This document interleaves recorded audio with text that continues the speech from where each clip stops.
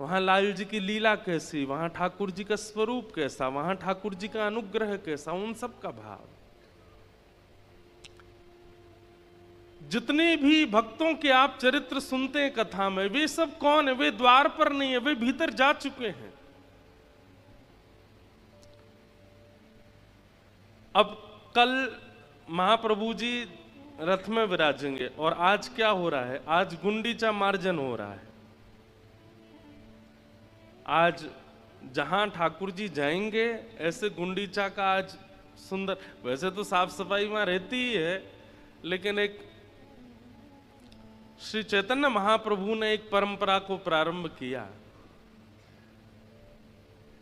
अपने सब भक्तों के साथ गुंडीचा का मार्जन किया, उसको स्वच्छ किया, साफ कर रहे हैं। कलशों में जल ले ले करके सुंदर सुगंधित जलों से पूरे गुंडीचा का मार्जन करते हैं। क्यों? महाप्रभु जी आएंगे।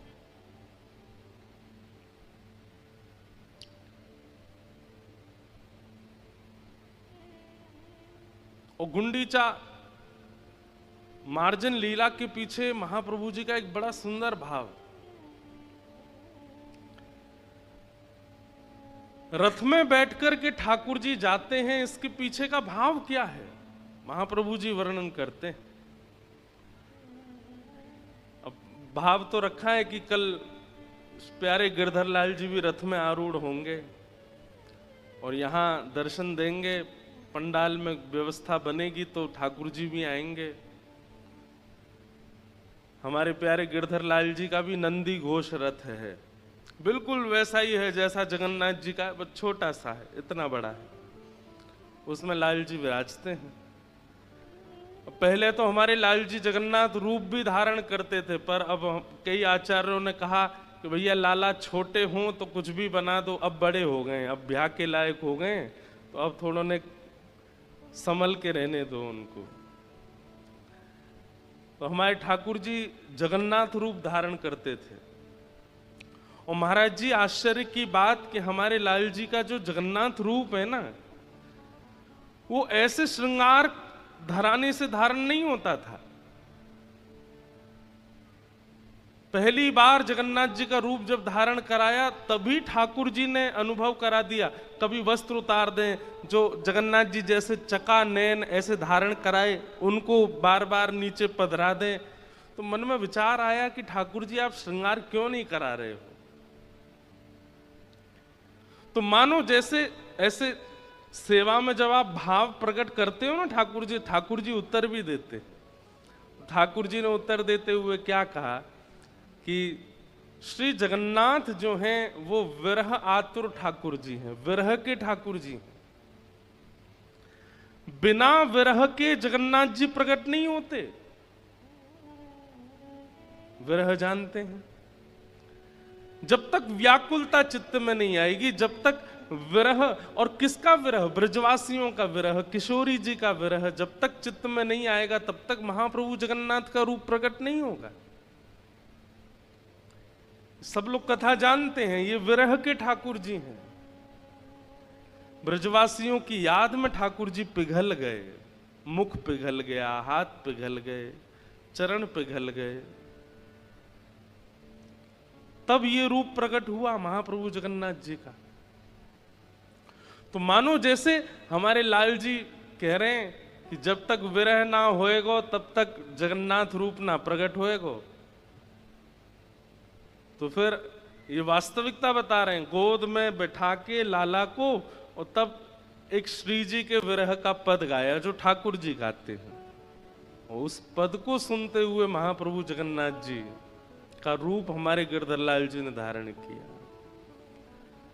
जब किशोरी जी का विरह, ब्रजवासियों का विरह। राधे राधे करुणामयी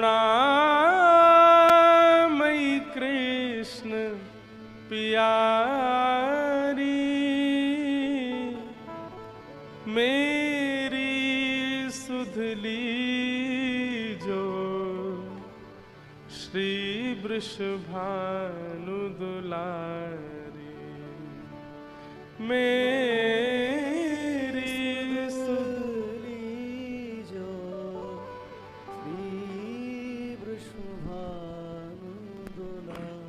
और जब इस पद का गायन किया, इस पद के पीछे भाव ऐसा है कि ठाकुर जी बहुत लीला करते हैं, गोपियों को अकेला छोड़ के चले जाते हैं, कभी किसी गोप ग्वाल को विरह देते हैं। विरह देना ठाकुर जी का स्वभाव है। और स्वभाव क्यों है? विरह से प्रेम पुष्ट होता है। जिसने जीवन में कभी विरह का आस्वादन नहीं किया, वो प्रेमी नहीं कहलाएगा। सब लोग इधर देखो, कथा सुनो ध्यान से। ये आने जाने वाला रास्ता है, यहां से आते जाते रहेंगे, आप इधर ही देखो।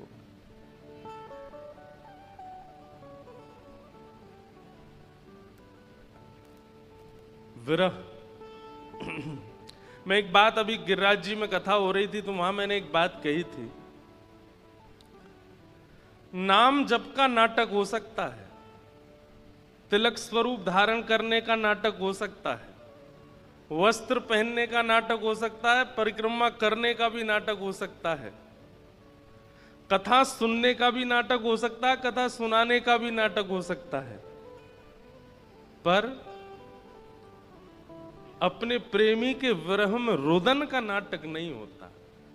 कोई व्यक्ति नाटक में रो नहीं सकता। बोल गंगा मैया की जय। यहां तो यही स्वरूप है कथा का कि श्री गंगा मैया के रूप में ही कोई ना कोई महापुरुष मंच पर आएंगे और ऐसा भाव प्रतीत होगा कि गंगा जी ही आई हैं इनके रूप में।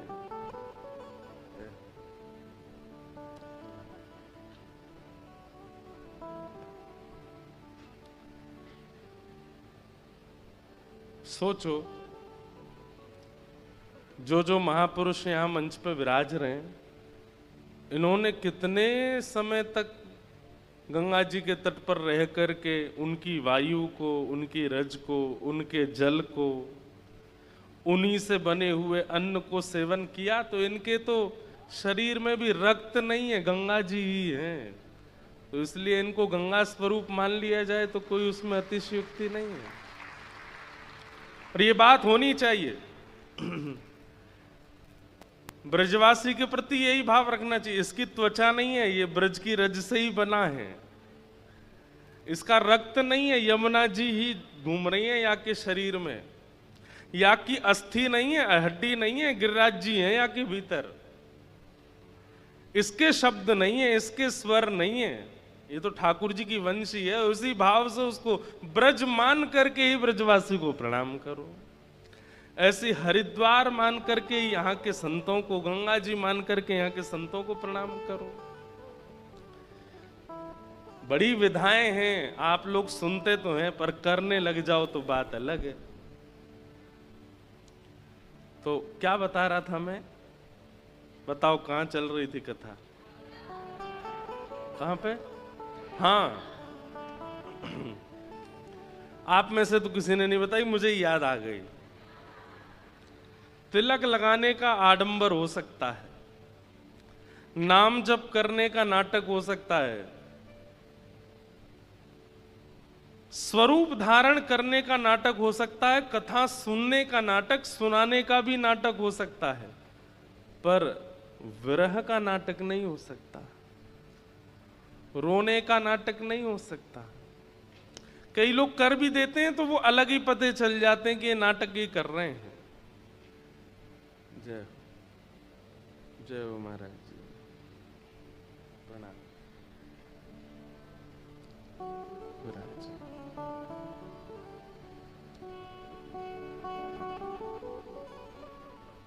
ऐसा लगे कभी गंगा जी आई, कभी महादेव ही आए, कभी पर्वतराज हिमालय आए। सब हरिद्वार ही भिन्न भिन्न रूपों में प्रकट हो रहा है कथा में।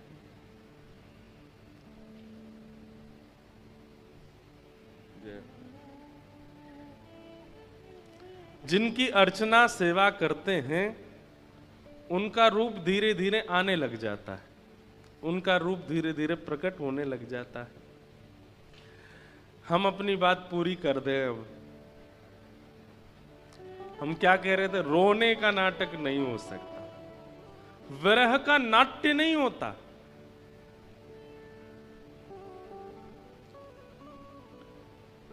और विरह का यदि कोई नाटक कर रहा है, कोई प्रदर्शन करेगा, अलग पता चल जाता है कि ये नाटक कर रहा है, ये प्रदर्शन है, ये वास्तविकता नहीं है।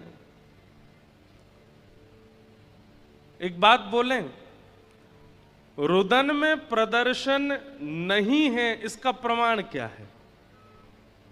कोई व्यक्ति विरह आतुर होकर के, कृष्ण प्रेम में विरही होकर के रो रहा है, वो नाटक नहीं कर रहा है, वास्तविक रो रहा है। इसका प्रमाण क्या है?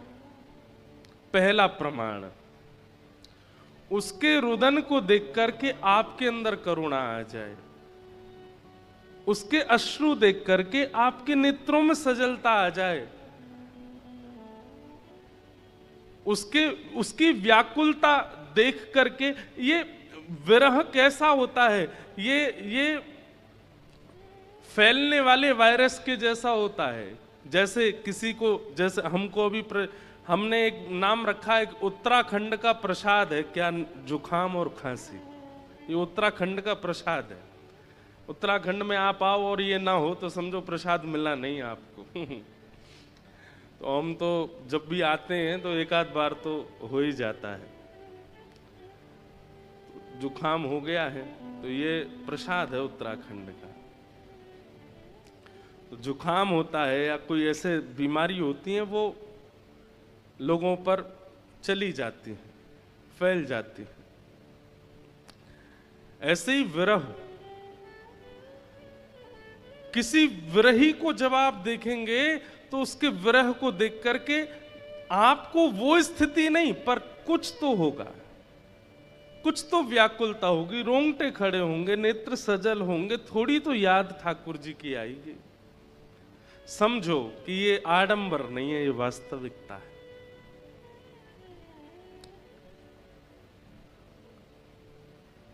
दूसरा प्रमाण, विरही व्यक्ति संसारी रोने वाले व्यक्ति की तरह विचलित नहीं हो रहा होगा, वो स्थिर ही होगा, वो बैठा भी शांत भावना में होगा। उसके वस्त्र, उसका स्वरूप, उसके केश सब व्यवस्थित होंगे, बस नेत्रों से अश्रुपात होगा। मुखमंडल की भंगिमा नहीं बिगड़ेगी। जैसे कई लोग जब रोते हैं, रोता हुआ सुंदर कोई नहीं लगता, सबका मुख बिगड़ जाता है। पर कृष्ण विरह में रोने वाले का मुख बिगड़ेगा नहीं। उसके मुख का आकर्षण, उसके मुख की जो माधुरी है वो और माधुर्य से भर जाता है। वाग्गदगदा द्रवते यस्य चित्तम रुदत्य भिक्षणम हसति क्वचिच्च विलज्ज उद्गायत नृत्यते च मद्भक्ति युक्तो भुवनम पुनातु। और कृष्ण विरह में विरही व्यक्ति का लक्षण क्या है? यदि वो गाने लगेगा तो बेसुरा नहीं होगा, स्वर में गाएगा।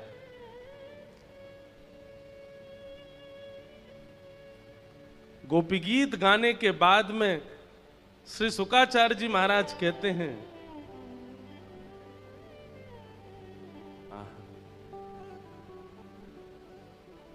जयतिथिधिकं जन्मना व्रजः श्रयतन्दिरा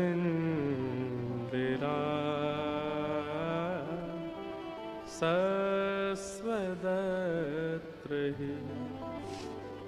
गोपियों ने गोपी गीत गाया और उसके बाद शुकाचार्य जी कहते हैं, रुरुदुः स्वस्वरम राजन, रुरुदुः स्वस्वरम राजन। स्वर में रो रही हैं गोपियां। रोने वाला व्यक्ति स्वर में नहीं हो सकता, लेकिन इस बात का प्रमाण है, श्री शुकाचार्य जी प्रमाणित करके कह रहे हैं, कृष्ण विरह में यदि रो रहा होगा तो रोते हुए भी स्वर में ही रोएगा। वो स्वर बोल सकता है, वो गा सकता है, वो कह सकता है, वो संसारी व्यक्ति की तरह स्तब्ध नहीं हो जाएगा। रुरुदुः स्वस्वरम राजन कृष्ण दर्शन लालसा। इतनी विरह की चर्चा क्यों कर दी आज हमने कथा के प्रारंभ में कि जिन महाप्रभु जगन्नाथ जी का कल दर्शन पूरा विश्व करेगा वो विरह के ठाकुर जी, वो विरही लाला हैं, वो विरह में रहते हैं और उनको देख करके चैतन्य महाप्रभु विरह में रहते हैं। ब्रजवासियों की याद में, किशोरी जी की याद में, वृंदावन की याद में, यमुना जी की याद में, नंद बाबा की याद में महाप्रभु जगन्नाथ जी पिघल गए। प्रेम की 10 अवस्थाएं होती हैं। एक बार जगन्नाथ रसामृत कथा की थी, उसमें 10 अवस्थाओं पर मैंने थोड़ी देर प्रवचन किया था। प्रेम की 10 अवस्था कौन सी होती है? उसमें 10वीं अवस्था का नाम है कि मोम की तरह शरीर पिघल जाएगा अपने प्रेमी की याद में। और उस प्रेम की 10वीं अवस्था में पूरे विश्व में, ब्रह्मांड में केवल एक व्यक्ति पहुंचे हैं, और व्यक्ति नहीं है, परमात्मा श्री कृष्ण जगन्नाथ। बंधु, गंगा क्या है, यमुना क्या है, ये शुद्ध नदियां भारत में बहने वाली क्या हैं? ये कृष्ण प्रेम में विगलित हो गए हैं। ये कृष्ण प्रेम ही प्रवाहित हो रहा है। यदि खोजने जाएंगे आप संसार में तो वेदों का, शास्त्रों का, सेवा का, यज्ञ का, तप का, सबका एक ही अंश फल निकल करके अंत में आता है, प्रेम, विरह। ये एक दूसरे के पूरक हैं, बिना विरह के प्रेम नहीं हो सकता। और जहां विरह नहीं है वहां प्रेम टिक नहीं पाएगा। इसलिए ब्रजवासियों के प्रति प्रेम टिका रहे, महाप्रभु जगन्नाथ जी विरही हो गए। इसलिए हमारे प्यारे गिरधर लाल जी को जब तक विरह ना दो तब तक वो जगन्नाथ जी नहीं बनते। इसलिए हम विरह अब देते नहीं हैं उनको। इसलिए कल वो रथ में विराजेंगे तो वो पूर्ण अपने रूप में ही विराजेंगे। अब जगन्नाथ भेष तो जगन्नाथ जी का ही ठीक है। हमारे जगन्नाथ जी भी कथा में बैठते हैं, पर अभी अनौसर चल रहा है इसलिए बैठे नहीं है। कल से बैठेंगे कथा में। तो कल रथ यात्रा है, तो रथ में क्यों बैठते हैं ठाकुर जी? ध्यान से सुनना। एक लीला आती है कि कुरुक्षेत्र में जब ब्रजवासी ठाकुर जी से मिले, भगवान परसों की कह के गए, बरसों तक नहीं आए। और बरसों बाद जब कुरुक्षेत्र में सब ब्रजवासी गए, ये लीला कथा सुनी होगी आप में से कुछ लोगों ने, नहीं सुनी तो किसी और दिन में विस्तार से सुनाऊंगा। कुरुक्षेत्र में ब्रजवासियों से मिलन लीला, बहुत अच्छी लीला, ब्रज द्वारिका मिलन लीला। तो कथा ऐसी है कि सूर्य ग्रहण का समय था, द्वारिका से सब द्वारिकावासी और वृंदावन से सब ब्रजवासी सब कुरुक्षेत्र गए थे यज्ञ करने के लिए। ग्रहण काल में यज्ञ की बड़ी महिमा है। तो ग्रहण में यज्ञ चल रहा था, तभी ब्रजवासियों को पता चला कि हमारो लाला कन्हैया भी यहाँ आयो भयो है। 100 वर्ष से अधिक समय हो गया था बिना देखे ठाकुर जी को। तो सब ब्रजवासी गए ठाकुर जी से मिलने।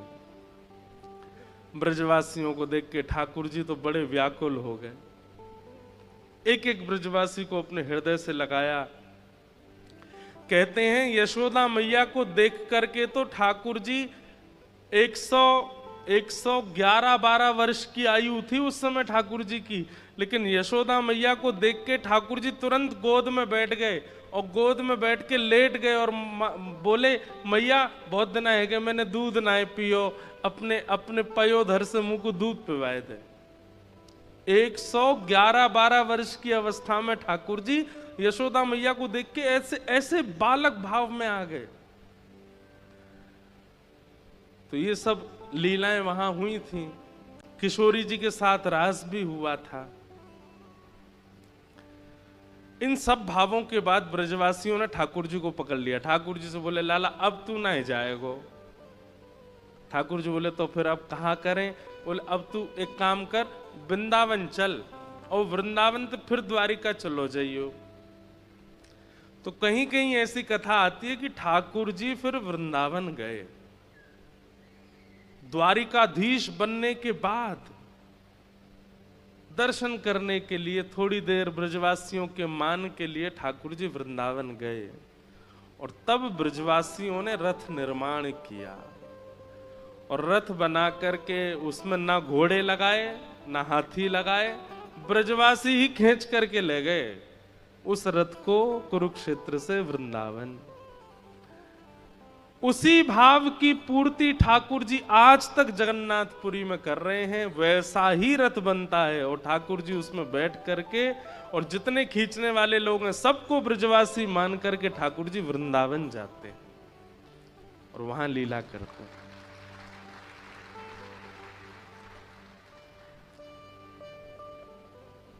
तो चैतन्य महाप्रभु सोचते हैं कि आज ठाकुर जी वृंदावन आ रहे हैं तो पूरे गुंडीचा का मार्जन करते हैं। तो आज गुंडीचा मार्जन दिवस है, आज गुंडीचा का मार्जन चल रहा है, सुंदर व्यवस्थित किया जा रहा होगा। कल ठाकुर जी आएंगे और आकर के कल निकलेंगे, परसों तक पहुंचेंगे और वहां पर फिर लीला करेंगे। ऐसी ऐसी लीलाएं हैं, ऐसे ऐसे भाव हैं। कभी भी किसी उत्सव का दर्शन बंधुओं लीला के भाव से ही किया करो। आप हरिद्वार में रहते हैं, हरिद्वार में कोई उत्सव हो रहा है तो जैसे ही उस उत्सव में जाइए, उत्सव का मंच देखिए, उत्सव की व्यवस्था देखिए, और फिर वहां किसी पुरातन लीला का स्मरण करो कि ये किस लीला की पूर्ति यहां पर हो रही है। आपको अनुभव होगा कि कोई पाषाण नहीं, साक्षात ठाकुर जी बैठे, साक्षात लीला चल रही है। अब स्नान पूर्णिमा निकल करके गई। अब स्नान पूर्णिमा को सामान्य रूप में सब लोग क्या जानते हैं कि ठाकुर जी स्नान करते हैं, कलशों से स्नान होता है, घड़े से स्नान होता है, ये स्नान वो, उसका भाव क्या है? अब सुनिए, अब लीला दर्शन कैसे करना चाहिए। शरद पूर्णिमा पर भगवान ने रास विहार किया, गोपियां आई हैं, राधा रानी आई हैं, सहचरियां आई हैं, सखियां आई हैं, सब ब्रजवनिताओं के साथ ठाकुर जी ने रास किया, सिवाय एक के। कौन? श्री यमुना जी। यमुना जी व्याकुल थी। ठाकुर जी रूप धारण करके तो मैं भी रास में आई हूं, लेकिन मेरा जो वास्तविक प्रवाही स्वरूप है उसको रास में प्रवेश नहीं मिला है, आप कृपा कीजिए। तब ठाकुर जी ने यमुना जी को आश्वासन दिया, बोले चिंता नहीं करो, जब पूर्णिमा आएगी, ज्येष्ठ पूर्णिमा, वो पूर्णिमा यमुना जी के साथ रास विहार करते हैं ठाकुर जी, और उस पूर्णिमा पर हमारा राज तिलक होगा। वो कथा बहुत बड़ी है, मैं सुनाऊंगा उसको विस्तार से। ठाकुर जी का राज तिलक हुआ है स्नान पूर्णिमा वाले दिन। ब्रजराज, ब्रज के राजा के रूप में ठाकुर जी का राज तिलक हुआ।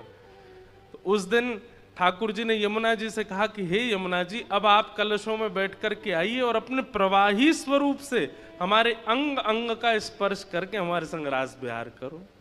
तो जब कलशों से ठाकुर जी का स्नान होता है तो उस समय यह भावना रखी जाती है कि श्री यमुना जी ठाकुर जी के अंग संग करके रास विहार कर रही हैं। तो वो रास पूर्णिमा है, यमुना रास पूर्णिमा, कोई ज्येष्ठ पूर्णिमा कहते हैं, स्नान पूर्णिमा कहते हैं। अब सामान्य देखने वाले को तो लगेगा ठाकुर जी नहा रहे हैं जल से, लेकिन विशिष्ट लीला का दर्शन करने वाले को लगेगा नहीं, यमुना जी के साथ रास कर रहे हैं ठाकुर जी।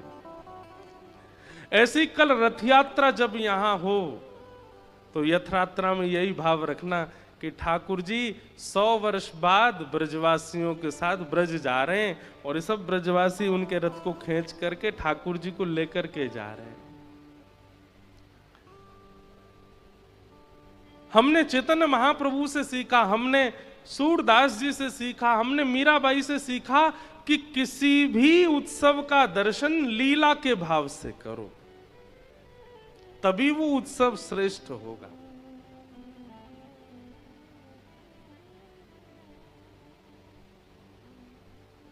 तभी उस उत्सव की श्रेष्ठता मानी जाती।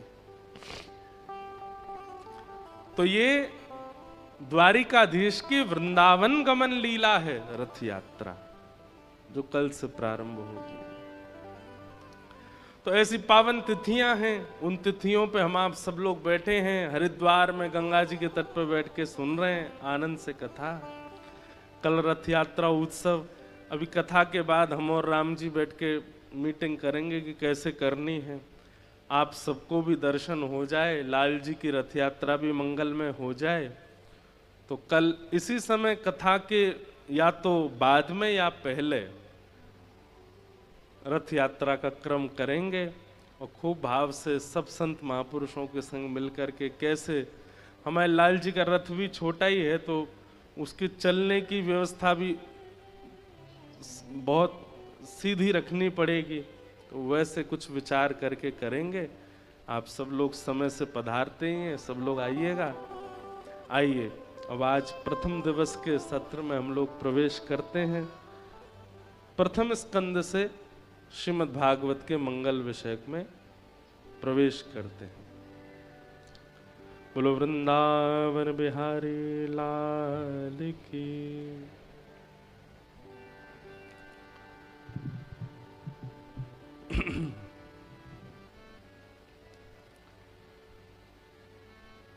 जन्माद्यस्य यतोऽन्वयादितरतश्चार्थे स्वविज्ञस्वराट् तेने ब्रह्म हृदय आदिकवये मुह्यन्ति यत्सूरयः तेजो वारिमृदां यथा विनिमयो यत्र त्रिसर्गो मृषा धाम्ना स्वेन सदा निरस्तकुहकं सत्यं परम धीमहि।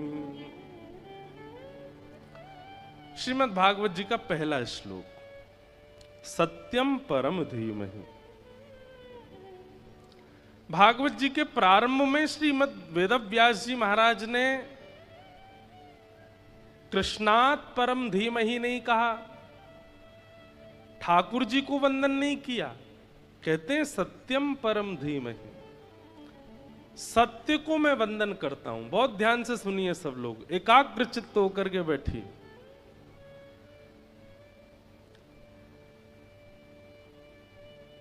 कई बार किसी व्यक्ति के अत्यंत गुणों से रीच करके हम उसको नाम से ना बुला करके उसके गुण से बुलाते हैं। ऐसा होता है। जैसे कई घरों में माताएं बहुत अच्छा भोजन बनाती हैं तो उनके पतिदेव कहते हैं महाराज जी ये हमारी अन्नपूर्णा आई हैं, ऐसा संबोधन देते हैं। तो कई बार आप लोग के अच्छा इनका नाम अन्नपूर्णा नहीं, नाम तो इनका कुछ और है पर ये बहुत अच्छा भोजन बनाती है इसलिए हम इनको हम अन्नपूर्णा कहते हैं। ऐसे ही एक भक्तमाल में एक भक्त हैं, उन्होंने बड़ी खोज करी ठाकुर जी की लीलाओं, उनका नाम धर दिया खोजी जी। खोजी जी महाराज बोले क्या करते हैं, खोजते रहते हैं, ठाकुर जी की लीलाएं खोजते रहते हैं। कई बार किसी व्यक्ति का गुण बहुत विशिष्ट होता है तो उसके नाम को गौड़ कर दिया जाता है, उसके गुण से उसको पुकारा जाता है, उसके गुण से उसको बुलाया जाता है।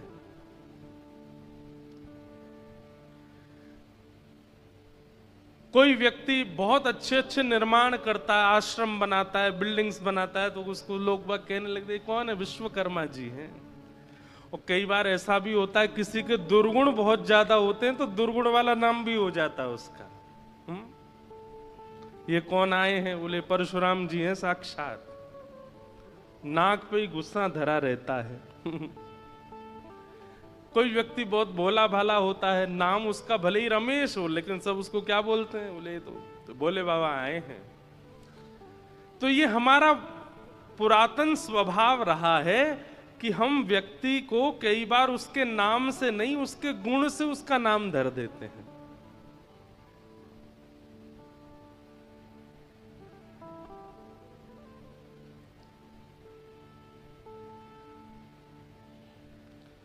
एक हमारे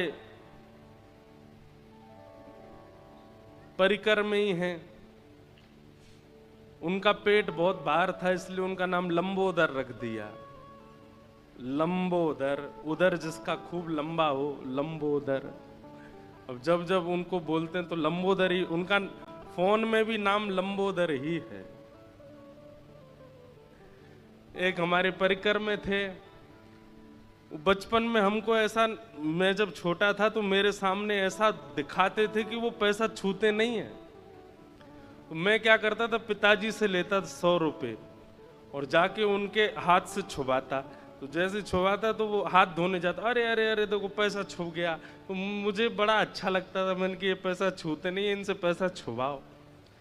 एक दिन एकांत जान करके मैं जैसे ही उनको छुपाया तो उन्होंने धर के जेब में धर लिया। अब पिताजी बाद में बोले, ए तू मुझसे 100 रुपया लेके गया, कहाँ है? मैंने कि वो त्यागी जी ने धर लिया। उनका नाम फिर हमने तब से त्यागी जी रख लिया। क्यों? ये है नहीं त्यागी, लेकिन फिर भी रख दिया त्यागी जी, जबरदस्ती बने। तो कई बार गुण और अवगुण की वजह से व्यक्ति का नाम परिवर्तित हो जाता है। श्रीमद् वेदव्यास जी महाराज ने श्रीमद् भागवत के पहले श्लोक में कृष्ण को प्रणाम नहीं किया, नारायण को प्रणाम नहीं किया, ब्रह्म को प्रणाम नहीं किया। किसको क्या कहते हैं? सत्यम परम धीमहि। मैं परम सत्य को प्रणाम करता हूं। ये ठाकुर जी का गुण है, वो परम सत्य है।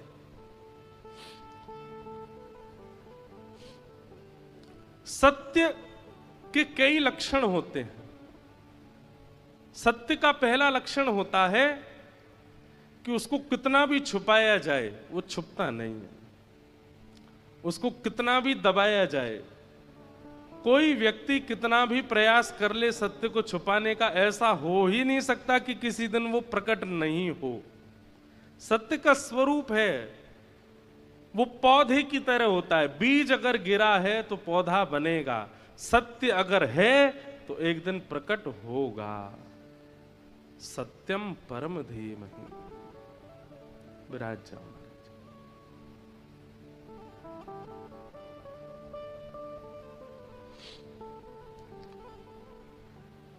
दूसरी बात, वेदव्यास जी महाराज मन में विचार कर रहे हैं कि भैया अगर मैंने स्तुति प्रकरण किया, एक देवता का भी नाम लिखा तो बाकी के देवता बोलेंगे हमारा नाम भी अंकित करो, और स्तुति प्रकरण बहुत बड़ा हो जाएगा। और कृष्ण को प्रणाम करेंगे तो फिर उन्हीं का ही रूप राम है, उनका भी वंदन करना पड़ेगा। फिर उन्हीं के ही 24 अवतार हैं, सबका वंदन करना पड़ेगा। तो पर्वतराज हिमालय पर हम बैठे हैं, ये शंकर जी का धाम है, इनका भी वर्णन करना पड़ेगा। सरस्वती के तट पर बैठे हैं, इनका भी वर्णन करना पड़ेगा। और सरस्वती जी का वर्णन करेंगे, थोड़ी दूर गंगा जी हैं, उनका भी वर्णन, फिर यमुना जी का भी वर्णन। तो वेदव्यास जी ने मन में विचार किया, अगर मैंने एक देव का भी नाम लिख करके स्तुति प्रारंभ की तो मुझे सबको वंदन करना पड़ेगा। इसलिए उन्होंने मन में विचार किया, ऐसा क्या करें कि सबको वंदन भी हो जाए और कोई बुरा भी ना माने। उन्होंने क्या लिखा? सत्यम परम धीमहि। जो परम सत्य है मैं उसे वंदन करता हूं। देखिए, नमोस्तुते व्यास विशाल बुद्धे। जो परम सत्य है मैं उसे वंदन करता हूं, ये बात कहते ही व्यास जी महाराज ने, मानो जैसे एक व्हाट्सएप में फीचर होता है ब्रॉडकास्ट मैसेज, एक साथ एक ही मैसेज सबको पहुंच जाता है। सत्यम परम धीमहि जैसे ही कहा, अब कोई देवता अगर शिकायत करे मेरा नाम क्यों नहीं लिखा, अच्छा तो तुम सत्य नहीं हो क्या? तुम परम सत्य नहीं हो? सब अपने आप को परम सत्य मानते हैं। अरे मैं और आप जबकि हमारी मृत्यु निश्चित है। हम भी अपने आप को परम सत्य मानते हैं, हम भी अपने संबंधों को परम सत्य मानते हैं, और देवता तो परम सत्य हैं ही। तो किसी को लगे भी ना कि इन्होंने कृष्ण को प्रणाम किया है और सबको प्रणाम भी हो जाए, इसलिए परम सत्य को प्रणाम किया। सत्यम परम धीमहि। बंधुओं, ऐसी बुद्धि होना उसको व्यास कहते हैं। ऐसी बुद्धि होना उसको सनातन बुद्धि कहते हैं। धर्म का मतलब क्या होता है? जो सबको धारण करना जानता है, वो ऐसी क्रिया करता है, ऐसी बात बोलता है, ऐसे कर्मों को करता है कि सब समझ जाते हैं, किसी को बुरा भी नहीं लगता, किसी को बहुत अच्छा भी नहीं लगता। सम स्थिति, ये एक धार्मिक व्यक्ति का लक्षण है। बहुत ध्यान से सुनिएगा। जो एक पक्ष में रहता है कि इन्हीं को अच्छा लगे, बाकियों को बुरा लगे तो मुझे कोई फर्क नहीं पड़ता, ये धार्मिक नहीं है। धार्मिक व्यक्ति वो जो अपनी क्रिया, अपने कर्म, अपने वचन, अपने कर्तव्य से ऐसी बात, ऐसी क्रिया करता है, सब मान जाते हैं। ना कोई बहुत प्रसन्न होता है और ना कोई दुखी होता है, सब सम रहते हैं। वो धार्मिक है, वो सनातन है। इसलिए वेद व्यास जी महाराज ने सत्यम परम धीमहि, क्योंकि श्रीमद् भागवत पुराणों के राजा हैं, यहां पर पहले श्लोक में प्रणाम किसको करना है, इससे बहुत बड़ा अंतर आ जाएगा विश्व में। इसलिए वेद व्यास जी ने सत्यम परम धीमहि कहा। ये बात हम इसलिए आप सबके बीच में कह रहे हैं कि व्यास जैसी बुद्धि रखिए। हम लोग पक्षधर हो जाते हैं, हम लोग पक्षपाती हो जाते हैं। नहीं, मध्यस्थ रहिए। इसको दोगलापन नहीं कहते कि यहां भी है वहां भी है, ऐसा नहीं। ये मध्यस्थता है। आपका स्वरूप स्वभाव ही ऐसा है, आपकी क्रिया ही ऐसी है कि वो मध्यवर्ती ही बना के रखता है आपको। कथाएं सुनने से ऐसी बुद्धि जागृत होती है, ना किसी के प्रति ममता, ना किसी के प्रति अहमता, मध्यस्थता। वेद व्यास जी महाराज ने सत्यम परम धीमहि, मैं परम सत्य को वंदन करता हूं, कहा। भागवत जी के विश्राम में भी सत्यम परम धीमहि कहा, और भागवत जी के मध्य में भी सत्यम परम धीमहि ने कहा। 9 बार सत्य कहा। सत्यव्रतम सत्य परम त्रिसत्यम सत्यस्य योनिम निहितम च सत्ये सत्यस्य सत्य मृत सत्य नेत्रम सत्यात्मकम त्वाम शरणम प्रपन्ना। 9 बार सत्य कहा। अब देखिए, समझदार को इशारा काफी। बहुत ध्यान से सुनो।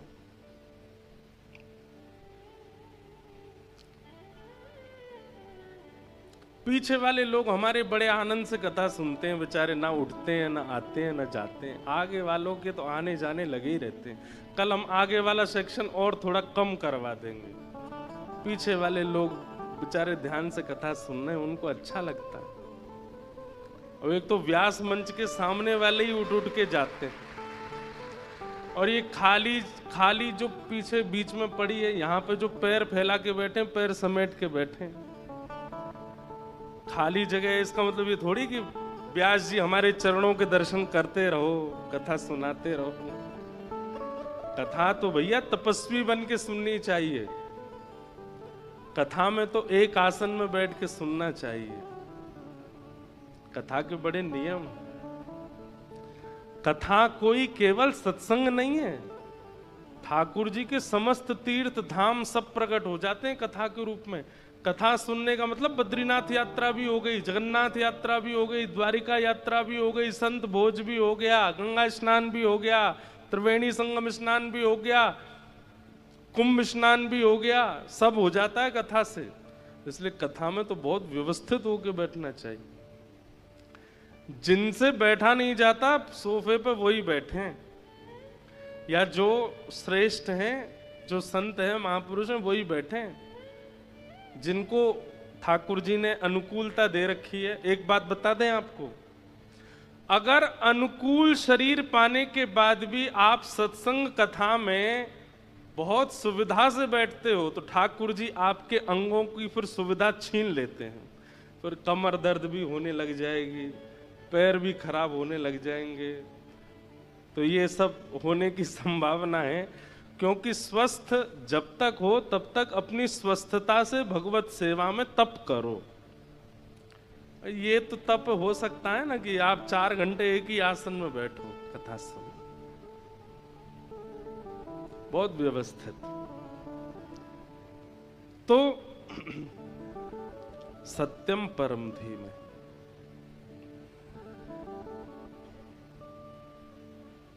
दूसरे श्लोक में विषय, अधिकारी, संबंध और प्रयोजन, ये 4 बातें बताई गई। भागवत का विषय क्या है, बहुत ध्यान पूर्वक सुनिए। धर्म प्रोजित कैतवोत्र परमो निर्मत्सराणां सता वैद्यं वास्तवमत्र वस्तु शिवदं तापत्रयोन्मूलनम् श्रीमद्भागवते महामुनिकृते किं वा परैरीश्वर सद्यो हृद्यवरुध्यते त्रिकृतभिः शुश्रूषुभिस्तत्क्षणात्। बहुत ध्यान से सुनो, कथा का विषय क्या है, कथा सुनने के पीछे कारण क्या है, या सुनाने के पीछे कारण क्या है, या कराने के पीछे कारण क्या है।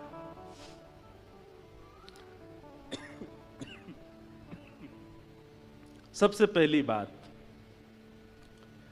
भगवत संबंधी कोई भी कार्य वो अकारण होना चाहिए, उसमें कोई कारण नहीं। आप जैसे ही किसी भगवत संबंधी कार्य में कारण को लेकर के आते हैं तो उस कार्य से जो प्राप्त होना था वो प्राप्त होता ही नहीं है, फिर वो कारण ही प्राप्त होता है। जैसे गंगा स्नान के पीछे एक बड़ा प्रचलित कारण है, क्या? हमने पाप बहुत कर रखे हैं, पाप धोने आए गंगा जी में, पाप धोने आए, एक कारण है। कई लोग तो अपनी जितनी उम्र उतनी डुबकी लगाते हैं, किस लिए? जब हम 1 साल के थे तब हमसे जो पाप हुआ क्षमा करना, 2 साल का क्षमा करना, 28 डुबकी लगा ली, मतलब 28 साल के सबरे पाप खत्म। वाह!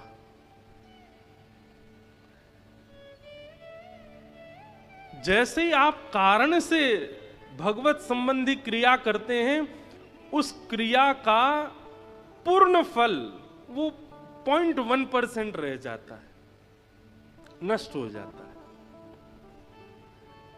वही बात हो गई कि बच्चा अपनी मां के पास गया, 80 वर्ष की मां हो गई, पैर दबा रहा है, तो मां मन में सोचती है ये मेरे पैर क्यों दबा रहा है, इसने जीवन भर तो सेवा नहीं करी, आज कैसे पैर दबा रहा है, जरूर कुछ इसको चाहिए। तो बेटा से पूछती क्या बात है? कुछ नहीं माँ, बस आप बहुत थक गई होंगी, पैर दबा। बस थकी तो बेटा मैं 80 साल से हूं, तू आज ही पैर दबा रहा है, क्या चाहिए? बता। नहीं नहीं कुछ नहीं माँ, आप ऐसा क्यों सोचती हूँ, मैं आपकी सेवा, आपका बेटा नहीं हूं मैं? बोले बेटा है तभी तो जानती हूं, क्यों दबा रहा है बता।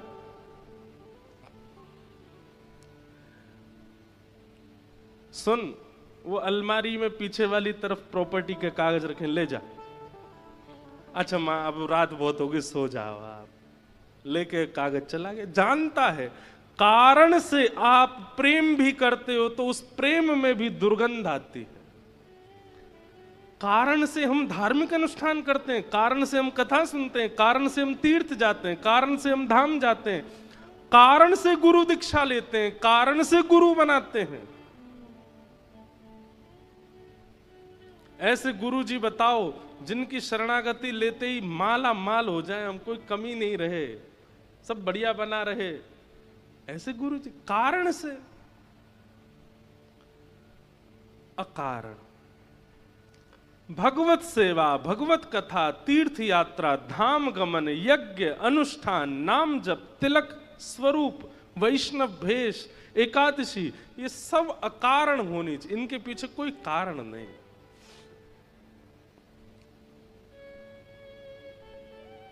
और कारण हो तो वो ऐसा कारण हो जिससे संसारी भावना पुष्ट ना होती हो, आध्यात्मिक भावना पुष्ट होती हो।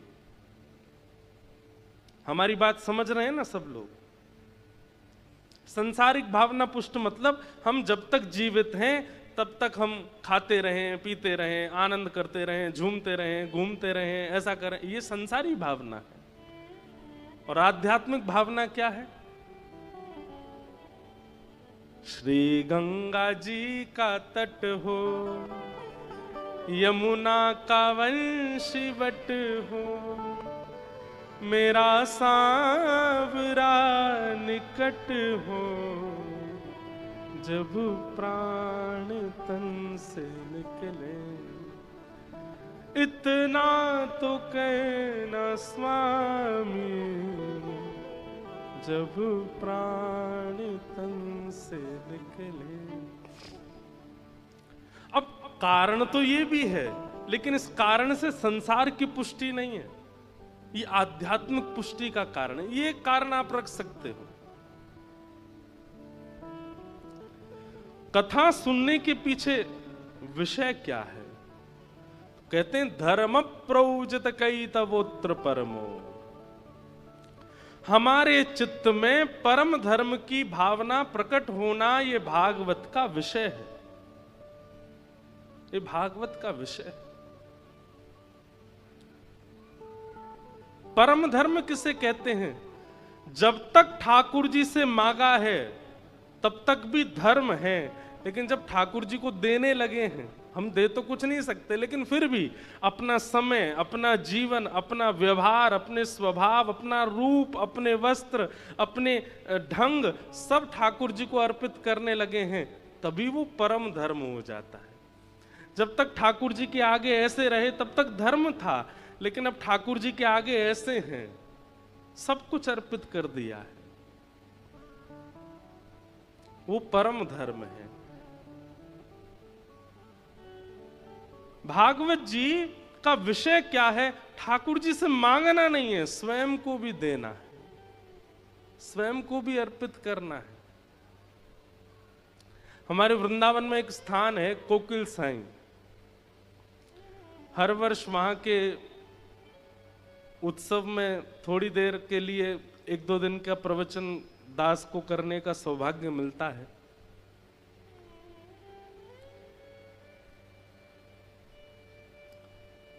उनका चरित्र स्वामी श्री अखंडानंद जी महाराज ने लिखा। कोकिल साईं सिंधी में, सिंध प्रांत में संतों को साईं बोलते हैं, तो सिंध से ही आए थे, इसलिए उनको साईं बोलते हैं।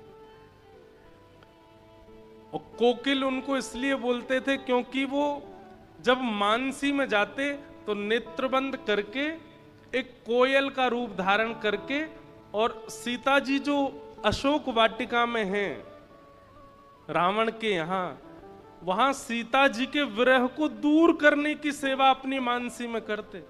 कितनी बड़ी बात देखो। उन्होंने जब कथा सुनी तो कथा सुनकर के उनके मन में क्या आया कि सीता जी इतने वर्षों तक रावण की वाटिका में रही, वहां इतना विरह सीता जी को होता था, किसी ने उनके मन को शांत क्यों नहीं किया? अपने गुरुदेव से पूछते सीता जी के आसपास कौन रहता था? बोले बड़े बड़े राक्षस रहते थे, दुष्ट रहते थे, राक्षसियां रहती थी। हमारी इतनी कोमल सी सीता जी, इतनी मधुर सी सीता जी इतने इतने विषम परिस्थिति में रहती थी। तब से उन्होंने मन बनाया, इसी कलिकाल में आज से 40-50 साल पहले वो नित्य नेत्र बंद करके मानसी बनाते अपने मन में, और एक लंका का निर्माण करते, उस लंका में जहां सीता जी वाटिका में बैठी उसका निर्माण करते, और स्वयं कोयल बन के जाते और जाकर के विरही सीता जी को खुश करने का प्रयास करते। राम जी की बाल लीला सुनाते। राम जी की मधुर एक लीला हमने भी सुनाई थी। एक बार कौशल्या मैया और यशोदा मैया के दोनों लाला अदला बदली हो गई। ये लीला कोकिल साईं सीता जी को सुना रहे हैं। कैसे? बोले एक बार नित्य साकेत धाम में कौशल्या मैया के मन में आई कि मैं नंद रानी यशोदा से मिलने जाऊं, और यशोदा मैया के मन में आई कि मैं कौशल्या से मिलने जाऊं। अब दोनों के लाला लाडले छोड़ते हैं नहीं एक दूसरे को। आज जैसे ही मैयाओं ने अपने अपने लाला का श्रृंगार किया, दोनों बिल्कुल एक जैसे लग रहे हैं। और तभी दोनों मैया निकली अपने अपने भवन से। वहां यशोदा मैया के मन में आई कि मैं कौशल्या जी से मिलने जाऊंगा, और उसी समय इनके मन में भी आई है। लेकिन बीच रास्ते में दोनों माताएं मिल गई। दोनों के गोद में श्याम बैठे हैं, एक के घनश्याम, एक के रामश्याम। एक जैसे हैं बिल्कुल, आंखें भी एक जैसी, नाक भी एक जैसी, होठ भी एक जैसे, गाल भी एक जैसे, दांत भी चार ही हैं दोनों के। बस अंतर एक है, आपको पता है, मोर पंख कभी कभी राम जी भी पहनते हैं, मोर पिच कभी कभी राम जी भी धारण करते हैं। अंतर केवल एक है, क्या? इनके नयन गंभीर हैं, राम जी के नेत्रों में थोड़ी गंभीरता है, और इनके चपल विशेष, और ठाकुर जी के नेत्रों में थोड़ी चंचलता है। और हरकतें भी सीधे स्थिर बैठते नहीं है ठाकुर जी, कभी हाथ हिलाते रहेंगे, कभी पैर चलाते रहेंगे, कभी कुछ। पिताजी कह रही हैं, अरे कोकिल फिर क्या हुआ बताओ ना। बोले फिर तो वो हुआ। बोले क्या हुआ? जिसने आनंद ही भर दिया। बोले कैसे? कौशल्या मैया ठाकुर जी श्री कृष्ण को ले गई, और यशोदा मैया राम जी को ले गई। दोनों बालक भूल गई एक दूसरे के, बालक अदला बदली हो गए, चले गए। सीता जी इतनी प्रसन्न हो रही है सुन के। फिर क्या हुआ? बोले फिर राम जी आ गए गोलोक धाम में, और श्री कृष्ण पहुंच गए साकेत धाम में। आप सब समझ रहे हैं ना लीला? ये पृथ्वी की लीला नहीं है, ये गोलोक, नित्य गोलोक धाम में ठाकुर जी छोटे ही रहते हैं। नित्य साकेत धाम में राम जी की लीलाएं चलती रहती हैं। ये अयोध्या और वृंदावन गोलोक और साकेत ही है। जाके देखो हमारे वृंदावन में, यहां से ऊपर चढ़ के देखोगे तो बद्रीनाथ भगवान शंख चक्र गदा पद्म में बैठे, लेकिन वृंदावन में आज भी राधा रमण लाल छोटे से ही हैं। गर्मियों में केवल कॉपीन पहनते हैं, एक कॉपीन पहन के एक माला में ही पूरे दिन डोलते हैं। इतना मॉडर्न जमाना आ गया, लेकिन आज भी ठाकुर जी के वस्त्र छोटे ही छोटे रहते हैं गर्मियों में। और सर्दियों में इतना जाड़ा लगता है इनको कि महाराज कान भी ढक लेते हैं, सिर भी ढक लेते हैं, इधर से भी ढक लेते हैं, नीचे अंगीठी जला के और बैठते हैं। क्यों? वहां लाला छोटे ही हैं। अयोध्या में राम लला ही हैं, राम भगवान नहीं है, वहां लाला ही हैं। तो ऐसे ही नित्य साकेत, नित्य गोलोक में लीलाएं होती रहती हैं। तो यशोदा मैया ले गई राम जी को, कौशल्या मैया ले गई ठाकुर जी को।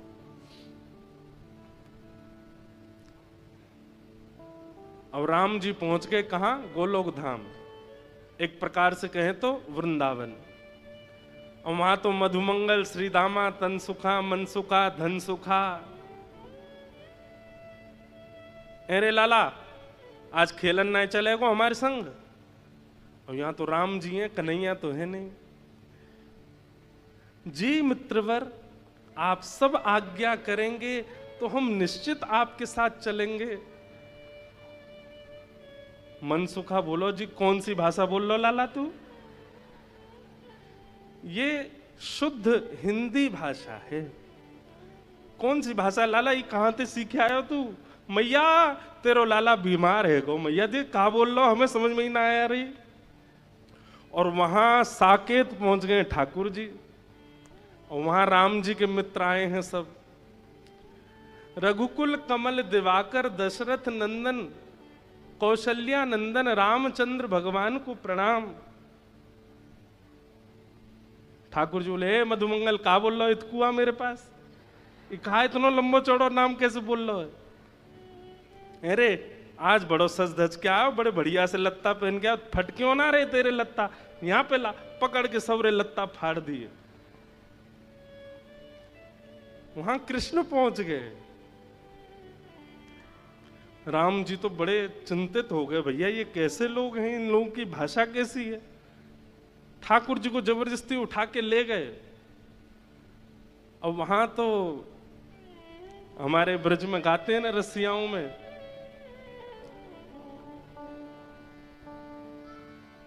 सात दिनन तक गिरिवर धार्यो, सात दिनन तक गिरिवर धार्यो, नाग कालिया पकड़ पछाड़ो, नाग कालिया पकड़ पछाड़ो, ऐसो वैभव वारो तो ये ब्रज में गारी खाए। हाँ ऐसो वैभव वारो तो ये ब्रज में गारी खाए। अरे हाँ ऐसो वैभव वारो तो ये ब्रज में गारी खाए। हाँ ऐसो वैभव वारो तो ये ब्रज में गारी खाए। ओ ऐसो चटक मटक सो ठाकुर, तीनों लोकन में नाए। ऐसो चटक मटक सो ठाकुर, तीनों लोकन में नाए। ओ देखो, अगर ये पद हमने ब्रज में गाया होता, एक भी बैठा नहीं होता। आप बैठे ही रहना, खड़े मत होना। नहीं अब मत खड़े होना। पर ये भूमि का अंतर है, ये वैराग्य की भूमि है। यहाँ सब वैरागी रहते हैं, यहाँ सब विरक्ति रहते हैं। लेकिन ब्रज में अगर एक पंक्ति इस पद की आ गई होती तो महाराज बस व्यास जी बैठे होते, बाकी सब नाच रहे होते। हो ऐसो ऐसो, हो ऐसो चटक मटक सो ठाकुर, तीनों लोकन में नाए। ओ ऐसो चटक मटक सो ठाकुर, तीनों लोकन में। ओ ऐसो चटक मटक सो ठाकुर, तीनों लोकन में नाए। ओ ऐसो चटक मटक सो ठाकुर, तीनों लोकन। वैसे मुझे केवल एक पंक्ति गा के कुछ प्रमाणित करना था। अब पूरा पद तो गाना नहीं, बैठ जाओ सब। बोलो वृंदावन बिहारी लाल। तो ये तो बड़े चंचल हैं। महाराज दशरथ जी ने बुलाया, राघव जल्दी आओ, भोजन का समय हो गया। गोद में बैठ कर के प्रसाद पाने की आदत है ठाकुर जी की, लेकिन राम जी तो बगल में आसन पर बैठते हैं। छोटी चौकी पर छोटी थाली में भोजन आता है, बड़ी थाली में दशरथ जी पाते हैं, छोटी थाली में राम जी पाते हैं। ये तो बड़ी मर्यादा में रहते हैं, लेकिन हमारे ठाकुर जी तो गोद में चढ़ के पाते हैं। जाते ही कूद पड़े दशरथ जी की गोद में। सामने थाली में बढ़िया आमरस रखा था, आमरस में हाथ मारा। दशरथ जी, अरे कौशल्या देखो राम कितना आज बड़े लाड़ प्यार में आ गया है राम। कौशल्या जी बोली, पर ऐसे कभी पहले देखा तो नहीं राम को। लेकर के आमरस वो तो खाने लगे और आंख मुंह बनाने लगे। अरे मैया ये तो बड़ो खट्टो सो आम है। कौशल्या मैया आश्चर्य कर रही है, ये कैसे बोल रहा है। अब कहां करूं, आम तो मुंह पे खबनाए रहे हो, ये आम रस तो मुंह पे ना खबरो। तो आम रस लेकर के दशरथ जी की दाढ़ी से लगा दियो। सीता जी सुन रही हैं ये सब लीला। कौन सुना रहे हैं? कोकिल साईं। देखो कैसे कैसे महापुरुष, उनको ये चिंता हो गई कि सीता जी का मन कैसे लगता होगा लंका में, तो मैं उन्हें लीला सुनाऊं, मैं उन्हें भाव सुनाऊं।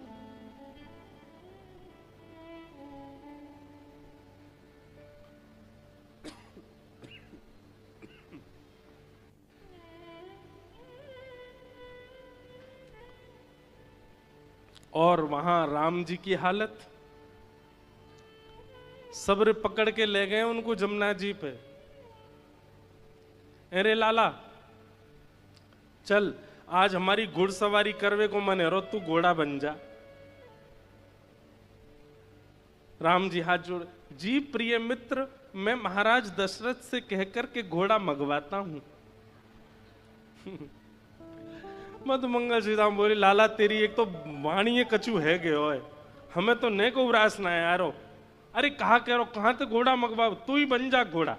राम जी को ही घोड़ा बना दिया, मधुमंगल सीता सब बैठ गए ऊपर, ठाकुर जी की 2 चोटी बना दी, बोले ये हमारी लगाम है, चल घोड़ा टुक टुक चल।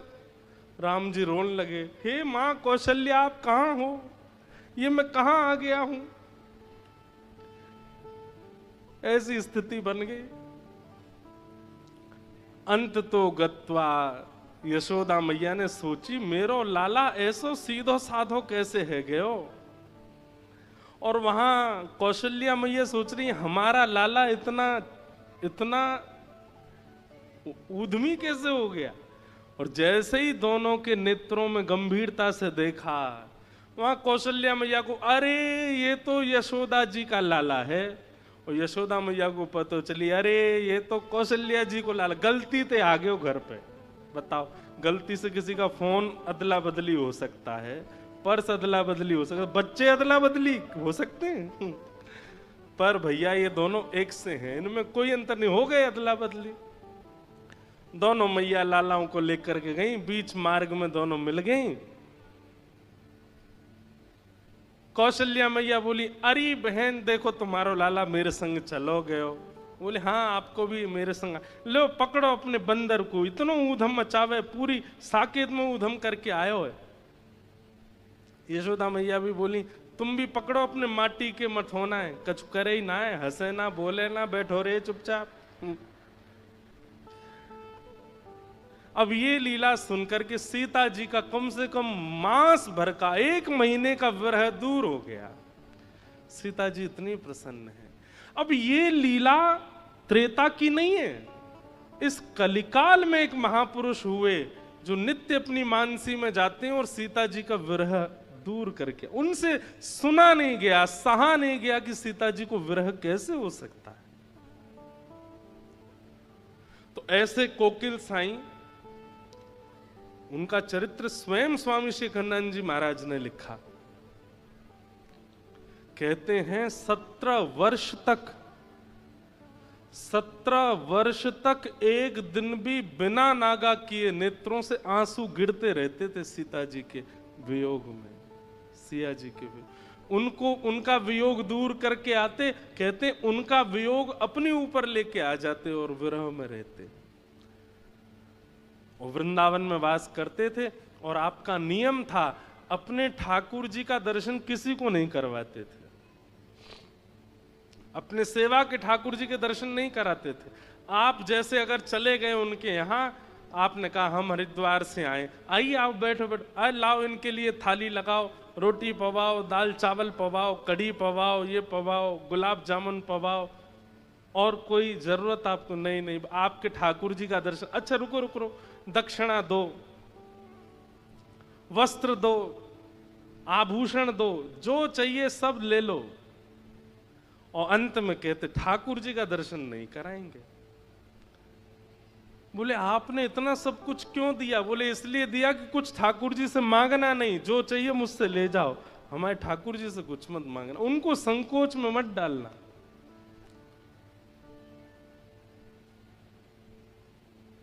श्रीमद् भागवत ऐसे गुण का निर्माण करती है।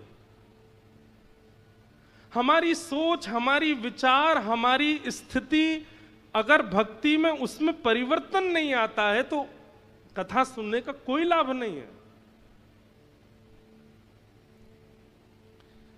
हम सुनते हैं कि श्री चैतन्य महाप्रभु गुंडीचा मार्जन कर रहे हैं। क्यों? क्योंकि उनके मन में भाव है कि महाप्रभु जी आ रहे हैं, रथ पर बैठ करके वृंदावन को सजाओ। हम सुनते हैं कि श्री कोकिल साईं अपने ठाकुर जी का दर्शन नहीं कराते। क्यों? कि कोई व्यक्ति दुनिया की याचना ना कर ले इनसे। हमारे चित्त में कौन सी भावना प्रकट होती है ठाकुर जी को लेकर? कुछ भी नहीं। और जब तक ये भावना प्रकट ना हो तब तक समझिए कि आपने कथा सुनी नहीं। कथा चित्त को एक भूतपूर्व बना देती है, आपकी विचारधाराओं को, आपकी चित्त वृत्ति को ऐसा बना देती है कि आप कुछ अलग सोचने लगते हैं, आपकी विचारधाराएं कुछ विलग हो जाती हैं।